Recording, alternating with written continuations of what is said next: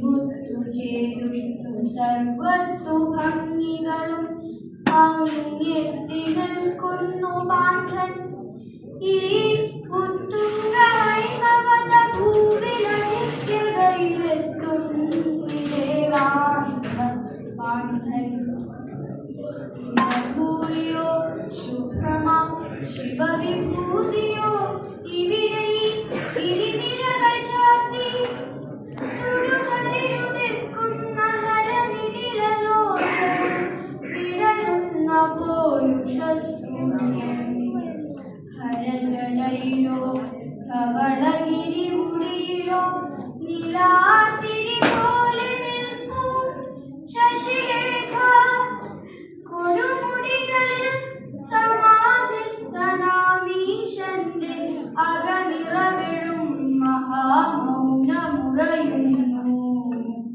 ഹൃദയമതിലലിയുന്നു ശാന്തം. അന്തിയിൽ മന്ദാരപത്രങ്ങൾ പോലെ മിഴി രണ്ടും പതുക്കെ അടയുമ്പോൾ മൂന്നാമതൊരു മിഴി തുറക്കുന്നു. പാർത്ഥനതിൽ മൂലകുമൊന്നിച്ചു കാണുന്നു.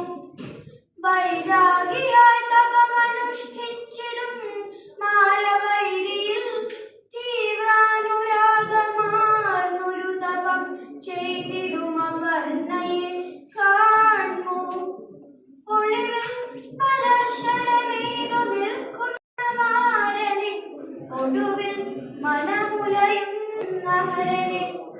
ആ നിധിരമിഴി ചൊരിയുന്ന കനലിൽ വെന്തെരിയുന്ന പതിയെയോർത്തൊരു കുരരിയെ പോലെ കരയുന്ന രതിയെയും പതികനകമിഴികളിൽ കാണുന്നു.